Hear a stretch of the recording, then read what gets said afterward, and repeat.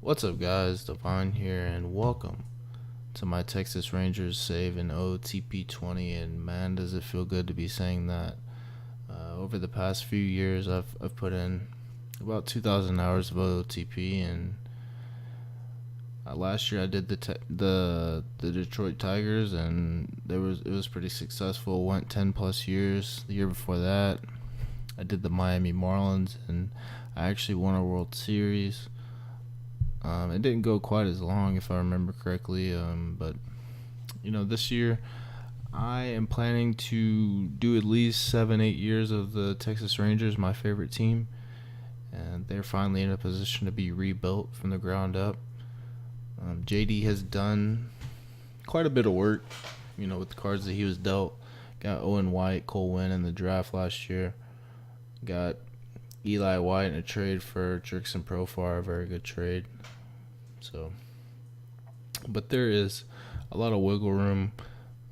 We are considered to be like a mid to lower tier farm system right now, and at least by the end of this year or the end of next year, maybe after the first year player draft next year, we'll be considered one of the best farm systems in baseball. That's my goal, and then obviously after that, my goal is to bring that dreaded ring to Texas that we so nearly missed out on. But I'm very, very excited for this series. Last year I did a Kansas City Royals save, and it was very, very fun. Unfortunately, the file corrupted, so I couldn't continue it, but it was at the end of the year last year, so it wasn't really entirely too big of a deal. But this year I'm going to be doing the whole thing on YouTube. The series is going to be very, very long, and like I said, I'm just extremely excited. So in the next episode, we'll be checking in either before or after the first year player draft. But this episode, we're just going to be checking out the lineups. I've already filled out the lineup, the rotation, the bullpen. I've already made a short list of the prospects that I like. Obviously most of, if not all of the prospects I already knew due to it being my favorite team. But, nonetheless, I'm going to be talking about all of them. I'm going to be talking about, the lineups, the rotation, and all that. So let's just jump right into it. Let's start at the major league level. The front office, I actually changed things up quite a bit. The pitching coach, hitting coach, scouting director, don't want to say his name because, well, if you know the scouting director of the Rangers, probably know why. I don't want to get in trouble or something. So, and we changed up the team trainer. The reason for that being is, jumped into this franchise, my favorite team, right? So I just decided to clean house, clean slate. We are in a rebuild, so, in with the out, in with the new. Kohei Tanaka is one of the best pitching coaches on OOTP. Matthew Johnson is one of the best bench coaches in OOTP.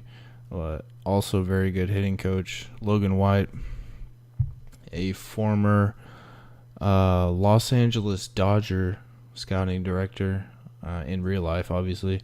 Drafted Corey Seager, Jock Peterson, etc. So we are bringing him in, hopefully trying to change the trend of just awful first-round picks by the Texas Ranger franchise and by Kip, who. The team trainer, it's not a secret that this team has been extremely, extremely, extremely injury-prone. So we are trying to just bring a whole new environment, bring these guys up with a whole new staff, and maybe even these major league guys will benefit from the new influx of staff. So leading things off, Shin-Soo Choo had his first All-Star season last year. He is in the leadoff position because he gets on base so much. As you can see, the last 3 years he hit he was on base 377, 357, 357. So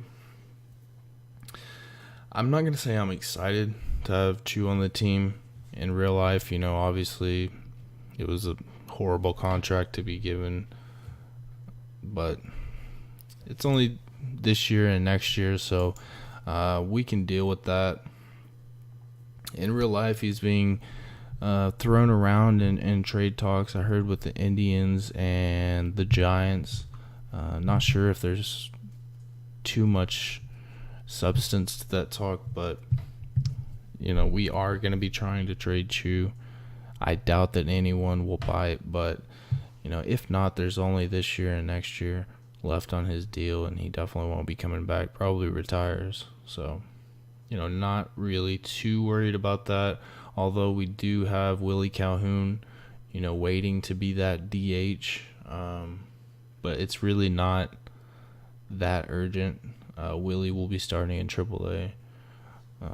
In the 2-hole, we got Elvis Andrus, potentially, in my opinion at least, the most important spot in the lineup card, the 2 spot. Elvis Andrus is without a doubt our best hitter. Last year he was hurt, and his numbers reflected that. But the year prior, hit 297, was a 4-win player, hit 20 bombs. Obviously that's not reflective of who he is. He's more of like a 8 to 9 homer guy. But, I'm expecting 8 to 9, maybe 10 homers, about 60 RBI. And we really, really, really want to get that stolen base numbers, up above the 20s again.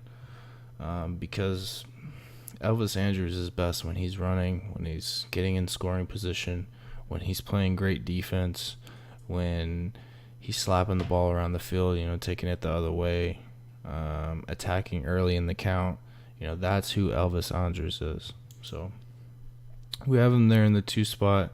Hopefully he gets on for Nomar Mazara, who hasn't really, lived up to that superstar type caliber player that I hoped, and that a lot of Rangers fans have hoped. But here's the thing about Nomar. He changes 1 or 2 things, and he is a perennial all-star. The talent, just the raw power, sweet swing is just so obvious to so many people, and that's why it's been hard to see him go through those cold streaks. When I remember I think it was the year after he came up in 2016. Yeah, I think it was 2016. He got a hold of one to dead center in Cleveland. He hit like 460 something, I don't know, but it was just an absolute bomb. So if he just changes that launch angle, stops rolling over on balls to the pull side, and puts balls in the air, even, like, he is going to be easily a 30-35 homer guy. So that's why we have him in the 3 spot. We have faith that he'll figure it out. He'll change things, bringing in the new hitting coach, changing things around. That's one of the guys that I hope benefits from this. And the guy that I hope benefits most from this in the lineup is Joey Gallo. Joey Gallo is a guy that, potentially could be the face of this franchise for like the next 6, 7, 8 years going forward. So he plays great defense. He's extremely athletic, very slept on defensively, and very good on the base pass as well. Last year he had an inside the park homer, so he can really kind of low-key fly out there. But it doesn't really translate here, but as you can see, he's great on the base path. 65 stealing, which is damn near elite, and his base running in general is just good. So that's part of the reason why he has a high WAR, and he's only a 206 hitter. So I'm very excited what Joey Gallo can do. Hopefully we can get that up to like 220 at least. Get that OBP up though, over 340 is what I want. And hopefully another 40 homer season for him. I mean, he's just capable of hitting 60 if we're being honest, but 40 homers is definitely like a good number. So that's why we have him in the 4 spot. Obviously, that's where he's going to hit. And in the 5 spot, a switch hitter, kind of a stopgap type guy, but I'm still happy he's here so we didn't have to play Patrick Wisdom at third. And that is Asdrubal Cabrera. And he will be playing third base. As you can see, he's a pretty decent third baseman, pretty good defensively. I remember when he was like a Gold Glover at shortstop in Cleveland. So, he definitely knows what he's doing out there with the glove. Has a pretty good arm, as you can see. Good in the clubhouse as well, so that's good. Pretty good on the base pass. He is 33. Like I said, he's just a stopgap, but I'm happy he's here. Hopefully he plays pretty well for us, and we could potentially move him at the deadline. I don't know. We'll see. Rougned Odor's in the 6th spot. I think this is wow, he looks scary. But I think this is a good spot for him. Coming off of a Gold Glove winning season at second base. In 2017, he was just god-awful offensively, which is why he had a negative WAR. And then last year, he picked it back up and was obviously really, really good defensively. So, hoping we see more of the same from Rougned, because when he's hot, he's a top 5 second baseman in the league. When he's not, obviously, y'all have seen, he has a hole in his bat. So, hopefully Rougned is the elite Rougned this year. But if not, it's fine. He's only 25, and he's a young 25 at that. He is on a, more or less team-friendly deal over the next 5 seasons. So, we're definitely going to be keeping him for the duration of this contract. In 2023, we'll kind of look at things because it is a team option for $13.5 million. So, and it is a $0 million buyout. So, if he's just that bad, then we'll definitely not pick him up. But I do see us having Rougned playing second base for the next 5 years. Ronald Guzman, El Condor, extremely flexible, extremely good defensively, very, very slept on defensively at first base. Probably going to win a Gold Glove this year. In real life, if not this year, the next year. He is only 24. Last year offensively was very confusing. At times he looked like he's a 270 type hitter like he was in AAA. But,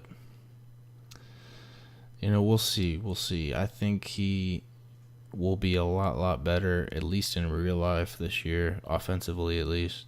And people are going to see that he's very slept on defensively. So I'm excited for Ronald Guzman, especially in the 7 spot for us. So now down to Jeff Mathis. So just don't even look over here at his offensive numbers because he's probably going to hit 170. I mean, let's be honest. But if you look over here, he is a leader. He's a captain. He's very, very intelligent.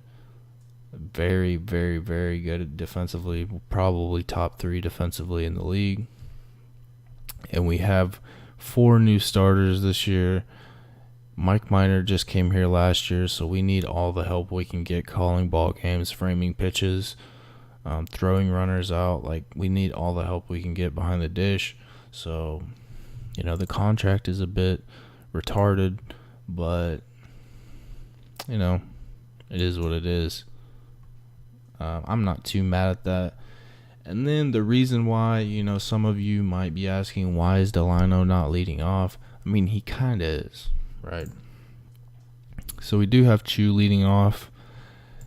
Chu is an on-base guy, like I said. Gonna get on base for Elvis, Nomar, and Joey. But when you get past Jeff Mathis is pretty much our 9-hole hitter. And then we start the lineup over again with our true leadoff hitter, Delino DeShields. I don't like him offensively. I don't really like him that much defensively, but he's just a freak athlete that you got to have out there. Extremely good bunting for hits, extremely good on the base path. He is a 50 steal type dude. So we're definitely going to give him the start out there, at least the first 60 or so games, and then we'll see, how he's doing. We'll see if Julio Martinez is developing. So, he might not be here the whole year, but like I said, we just got to see. We got to see how he plays. I'm going to give him the shot, but I don't have, extremely high hopes for Delino like I did when we drafted him in the Rule 5 draft, and he came up and he was just playing really, really well. Like this year, you can see he was almost a 2-win player. Hit 260, actually. So, yeah. And now to I don't even want to talk about the rotation. Mike Minor, a guy that is a potential trade bait type guy. One more year left on his deal after this year. Pretty good lefty. He did have a pretty good year for us last year. It was his first year starting games in a while, since 2014 actually, with the Braves. So he did have a good year back, in this first year starting.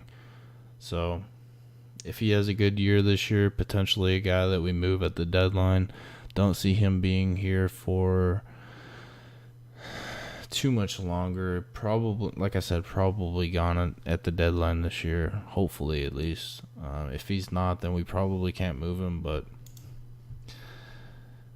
just a guy that fills the rotation for now. Well, he's actually our ace, but Lance Lynn, again, not somebody that I'm looking to build the team around or anything. Last year he was horrible with Minnesota. So, I mean, he's not a bad pitcher. He's really not. In real life, he did have a great spring training. So, there's potential that he'll get moved in real life for maybe a decent prospect. But in the game, I just don't really see that happening unless he just sets the world on fire, because he's 31. I know how he'll be 32 soon. I know how this game's algorithm works. Like, it's going to be hard to move him with this contract. I mean, I know it's not that big, no homo, like in this day and age of baseball, but I just know how the algorithm works. Like, it'll probably be hard to move him, but at all possible, Mike Minor and Lance Lynn will be gone for some prospects. So, yeah. And Edison Volquez in the same boat. Edison Volquez was injured all of last year. This year he's making his comeback. In 2017, if I remember correctly, he threw a no-hitter, so he's the former Royals ace whenever they were, going deep in playoff runs and stuff. So, yeah, I mean, I don't expect 2015 Edison by any stretch of the imagination, but hopefully we get like a win and a half type player, hopefully, and maybe we can move him at the deadline, because as you see, he does have a really, really cheap contract. So to move him to a contender would make a lot of sense for both sides. So hopefully that works out. And Drew Smiley, a guy that we're paying $7 million to just be kind of like a stopgap type guy. He was hurt seems like he's been hurt for the past like 2 or 3 years. I remember he went to the Cubs, I think, and just got hurt instantly. So a guy that like everyone else in this rotation is just pretty much trade bait. Like, anybody in this rotation that has a good year is getting traded for somebody. So yeah, Shelby Miller, I don't even think he'll pitch that well. It's just like our depth at the starting pitching rotation is god awful. So, we could go out there and sign like a Dallas Keuchel or somebody else that's out there, but it's just not realistic. It's not a good spot to put us in right now. This year we're not gonna win. Next year we're probably not gonna win. But in 2021, I guarantee you we'll be in the playoffs and we'll be making another run. So let's go ahead and I forgot the bullpen. We only have to talk about one guy, and this is the focal point of the entire series. Jose Leclerc. I am extremely, extremely happy he broke out last year. I'm extremely happy he signed this team-friendly deal. I'm just really, really excited for Jose Leclerc to be a Ranger over the next 6 years or whatever it is. Yeah, so very, very happy for that. As for everyone else, Chris Martin, Sadchek, Sean Kelly, Zach McAllister, they're all dog shit. So, yeah, just think about what this bullpen would look like if Jose Leclerc wasn't a budding superstar. And I'll leave it at that. So we're going to take a look at the prospects. And who better to start it out than Hans Kraus? In this game, it's interesting. In this game, obviously in real life, I think he's going to be a bullpen piece as well. But I don't know. I feel like his stuff is just better than this. Like, his fastball is definitely elite potential. I don't know. But hopefully he develops. We have pretty good coaches here. I did clean house a little bit in the minor leagues. So hopefully he develops. We'll definitely be putting a pitch count on him due to his wacky delivery. So I don't know. Hopefully he pans out. I really like him in real life. So Owen White, wow. The first thing that jumps out at me is his stuff. He is our top prospect in the farm. Says OOTP, but that curveball, that just looks elite. Slider looks elite. The fastball looks above league average. If he can just develop that control, he could potentially be an answer for us. But you know how those things pan out. We'll just have to see. Cole Reagans, a guy that I like in real life, reminds me of Cole Hamels. And not just because of the first name. He does have an elite changeup. Throws about the same speed as Cole Hamels. Just has the control issues. So if he finds a way to fix that, potentially an answer, like a 5-starter for us. We'll just have to see with Cole Reagans, but we'll definitely be keeping an eye on him. DeMarcus Evans is a bullpen piece that, is interesting. Another guy that needs to work on that control, but his stuff just jumps out at you. Throws 97, has a wipeout curveball, was excellent last year in A-ball. So we'll have to see what he does. We'll be keeping a close eye on him, just like everyone else on this short list.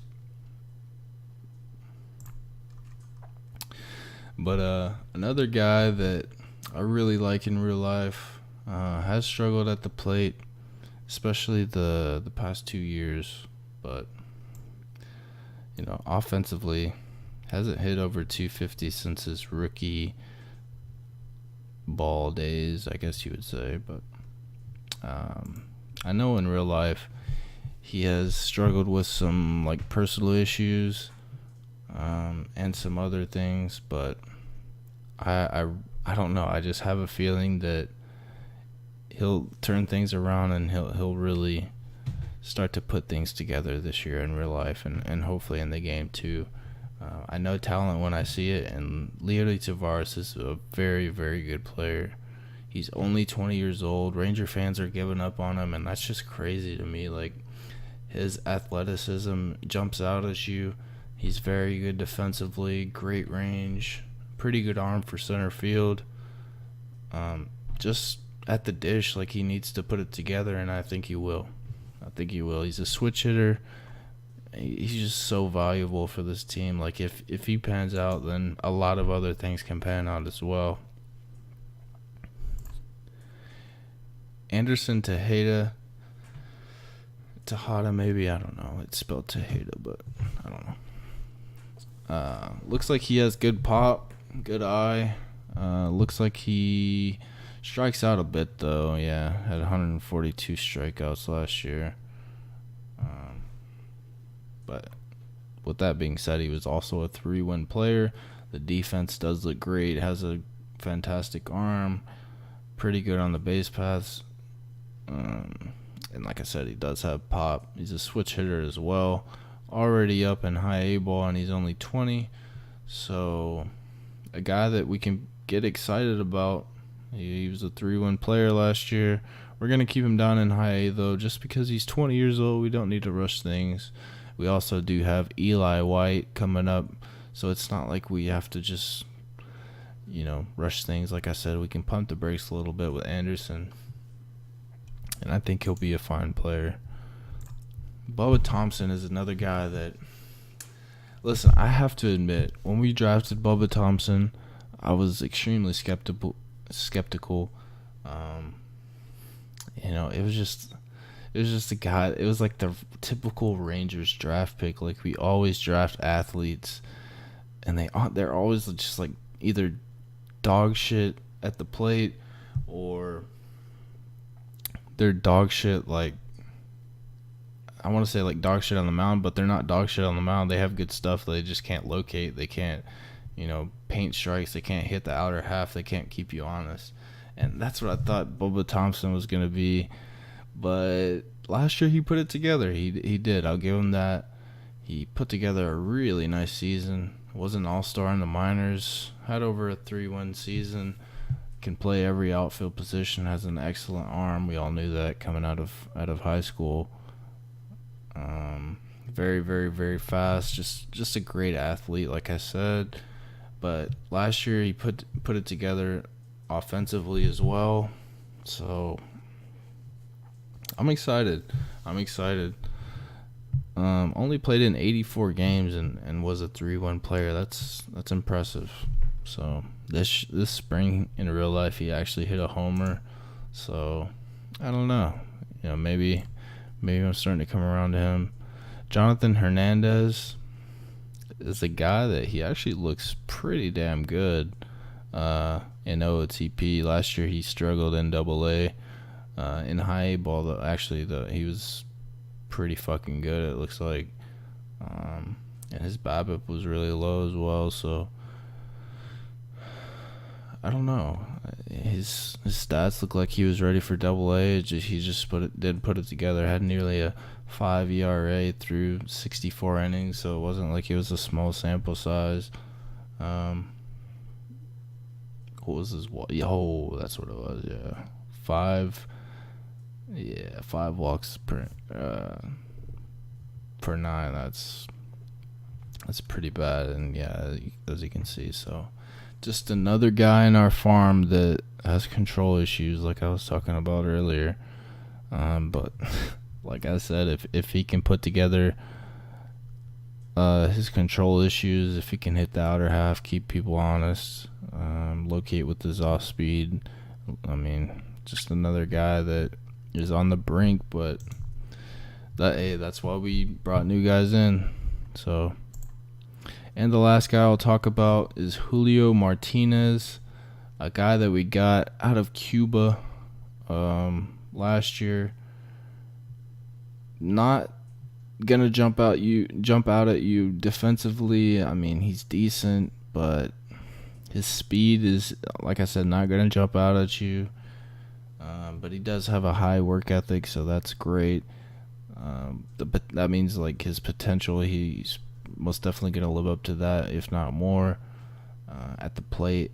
In rookie ball, he actually smashed it, even though it was a small sample size. And then in low A ball, he was a 2-win player, so I can't knock him too much, but it wasn't as good, and he is 23 as well, so Maybe it's time to pump the brakes a bit on Julio Martinez, but listen, he can't be any worse offensively than Delino DeShields. So if Delino's struggling and Julio's putting it together in the minors in AA this year, then I can definitely see this guy getting like a September call up. If not this year, then next year definitely. So yeah, we're gonna look at one more guy, and that is Eli White, and then we'll be done. Eli White, a guy that we got in the Jurickson Profar trade last year with Oakland, in AA last year, and nearly 600 plate appearances. He hit over 300 with a 388 OBP and over 800 OPS. He was a 5-win player. So this is a guy that I'm really, really excited about. So if Elvis opts out this year, like if he goes off, he opts out, this is your Texas Rangers shortstop next year. So I am excited about Eli White. Hopefully he puts it together. In real life, he struggled this spring, and OSA they think he's, I don't know, they think he's fucking great, but my head scout, I trust more than OSA, obviously, thinks he's still an above average major leaguer. So I'm excited about Eli White. Great return on a guy that could have left for next to nothing. So that is your Texas Rangers. That is the end of the first episode. Next episode we'll be back either right before or right after the first year player draft. And yeah, see you guys then. Peace.